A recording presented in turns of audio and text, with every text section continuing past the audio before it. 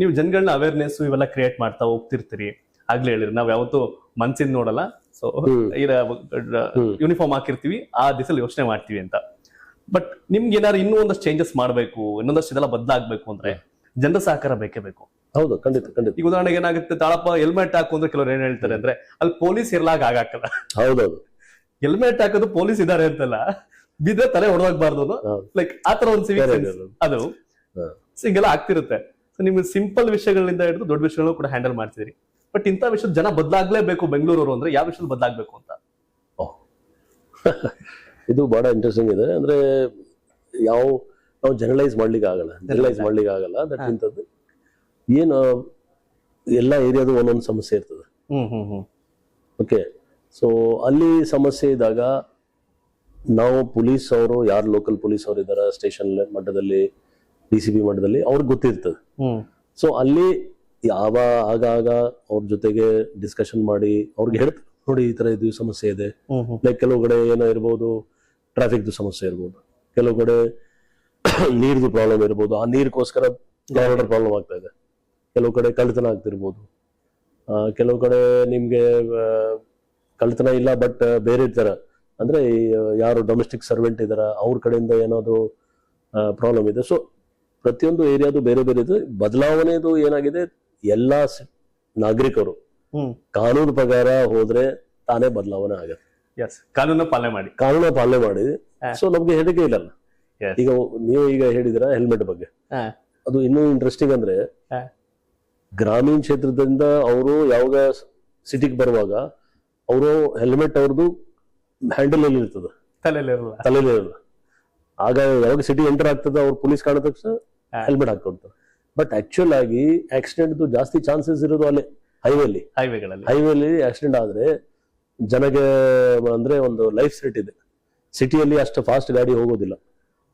ಸಿಟಿಯಲ್ಲಿ ಬೇಕೇ ಬೇಕು, ಎಲ್ಲ ಕಡೆ ಸಿಟಿಯಲ್ಲಿ ರೂರಲ್ ಎಲ್ಲ ಕಡೆ ಬೇಕು. ಬಟ್ ಇದು ಬರೀ ಇಲ್ಲಿ ಇಲ್ಲ, ನೀವು ಸಾಧಾರಣ ಆಗಿ ನೋಡಿ ಎಲ್ಲ ಕಡೆ ಹಂಗೆ ಇದೆ. ಅವ್ರು ಯಾರೋ ಫ್ಯಾಮಿಲಿ ಜೊತೆಗೆ ಹೋದಾಗ ಎಲ್ಲ ಕೈಲಿ ಹೆಲ್ಮೆಟ್ ಇಟ್ಕೊಂಡು ಹೋಗೋದು. ಯಾವಾಗ ಪೊಲೀಸ್ ಅದು ಏರಿಯಾ ಬರ್ತದೆ, ಅಲ್ಲಿ ಪೊಲೀಸ್ ಜಾಸ್ತಿ ಕಾಣ್ತದೆ, ಹೆಲ್ಮೆಟ್ ಹಾಕೊಂಡು. So this is just like ಒಂದು ಎಕ್ಸಾಂಪಲ್. ಹೆಲ್ಮೆಟ್ ಬೇಕಾಗಿರೋದು ನಮ್ ತಲೆ ಸೇಫ್ ಆಗಿರ್ಲಿ ಅಂತ ಪೊಲೀಸ್ ಇದಾರೆ ಅಂತ ಕಾಣಕ್ಕೆ ನಾವಾಗ್ಲೇ ಮಾತನಾಡ್ತಿದ್ವಿ. ಅಂದ್ರೆ ಲೈಕ್ ಸಾಮಾನ್ಯ ಜನರ ಸಮಸ್ಯೆಗಳು ಬೇರೆ, ಬಟ್ ಓವರ್ ಆಲ್ ಸಿಟಿ ಸಮಸ್ಯೆ ಅಂತ ಬಂದಾಗ ಆಗ್ಲೇ ನಾವು ಮೇಜರ್ ನೋಡಿದಾಗ ಡ್ರಗ್ಸ್ ಬಗ್ಗೆ ನಾವು ಮಾತಾಡ್ತಿದ್ವಿ. ಸೊ ಈ ತರ ಕನ್ಸಿಡರ್ ಮಾಡಿದಾಗ ಓವರ್ ಆಲ್ ಬ್ಯಾಂಗ್ಳೂರ್ಗೆ ಕಾಡುವಂತ ಪ್ರಮುಖ ಒಂದ್ 3-4 ಸಮಸ್ಯೆಗಳ ಬಗ್ಗೆ ಮಾತಾಡೋದಾದ್ರೆ, ಲೈಕ್ ಈ ರೌಡಿಸಮ್ ಆ ಸಂಬಂಧಪಟ್ಟದಲ್ಲ ಮೊದ್ಲಿಗೆ ಕಂಪೇರ್ ಮಾಡಿದ್ರೆ ಈಗ ಯಾರು ಬಾಲ ಬಿಚ್ಚಾ ಇಲ್ಲ, ಆ ತರ ಸನ್ನಿವೇಶಗಳೆಲ್ಲ ಇಲ್ಲ. ಬಟ್ ಈ ಸೈಬರ್ ಕ್ರೈಮ್ ಆಗ್ಬೋದು, ಮತ್ತೆ ವಂಚನೆಗಳು ಮಾಡುವಂತ ಸಂಖ್ಯೆ, ಈ ತರ ಸಂಖ್ಯೆಗಳು ಜಾಸ್ತಿ ಆಗ್ತಾ ಇದೆ. ಅದನ್ನ ಹ್ಯಾಂಡಲ್ ಮಾಡುವಂಥದ್ದು ಮತ್ತೆ ಏನ್ ಅವೇರ್ನೆಸ್ ಕ್ರಿಯೇಟ್ ಮಾಡಕ್ ಹೋಗ್ತಿದ್ದೀರಿ ಅಂತ? ನಾನು ಮೊದಲೇನು ಹೇಳಿದೆ, ಸೈಬರ್ ಕ್ರೈಮ್ಸ್ ಜಾಸ್ತಿ ಆಗ್ತಾ ಇದೆ. ಸೈಬರ್ ಕ್ರೈಮ್ಸ್ ಅಲ್ಲಿ ಇಂಟ್ರೆಸ್ಟಿಂಗ್ ಅಂದ್ರೆ ಯಾರು ಬುದ್ಧಿವಂತರು ಇದ್ದಾರೆ, ಯಾರು ಓದಿದ ಅಂದ್ರೆ ಅವರೆಲ್ಲ ಸಮಾಜದಲ್ಲಿ ಒಳ್ಳೆ ಸ್ಥಾನದಲ್ಲಿ ಇದ್ದಾರೆ, ಅಂಥವ್ರಿಗೆ ವಂಚಕರು ಮೋಸ ಮಾಡ್ತಾರೆ. ಸೊ ಅಲ್ಲಿ ಯಾವ ಲೆವೆಲ್ಗೆ ಅವ್ರು ಮೋಸವರು ಇದ್ದಾರ ಅವ್ರಿಗೆ ನಾವು ಇದು ಮಾಡಬೇಕು. ಸೊ ಇದರಲ್ಲಿ ಏನಿಲ್ಲ, ಫಸ್ಟ್ ನಾವು ಬಹಳ ಅಲರ್ಟ್ ಇರಬೇಕು. ನಮ್ದು ಯಾವುದು ಗ್ಯಾಜೆಟ್ಸ್ ಇದೆ, ಫೋನ್, ಲ್ಯಾಪ್ಟಾಪ್, ಪ್ಯಾಡ್, ಇಂಥದ್ರಲ್ಲಿ ಯಾವುದು ಕಾಂಪ್ರಮೈಸ್ ಆಗಬಾರ್ದು ಒಂದು. ಎರಡನೇದು, ತಕ್ಷಣ ಪೊಲೀಸ್ಗೆ ರಿಪೋರ್ಟ್ ಮಾಡಬೇಕು.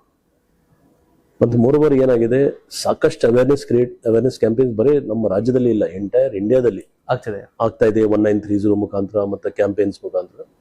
ನಾವು ಒಂದು ಸ್ವಲ್ಪ ಸೆಪರೇಟ್ ಆಗಿ ಇಲ್ಲಿ ಏನ್ ಮಾಡ್ತಾ ಇದೀವಿ ಅಂದ್ರೆ, ಯಾವುದು ಕೇಸ್ ರಿಪೋರ್ಟ್ ಆದ್ರೆ ಎಲ್ಲಿ ತಕ್ಷಣ ಆ ಮೋಡಸ್ ಏನಿದೆ ಅದು ನಮ್ಮ ಸೋಷಿಯಲ್ ಮೀಡಿಯಾ ಮುಖಾಂತರ ನಾವು ಜನಕ್ಕೆ ತಿಳಿಸ್ಲಿಕ್ಕೆ ನಾವು ಪ್ಲಾನ್ ಇಡ್ತೀವಿ.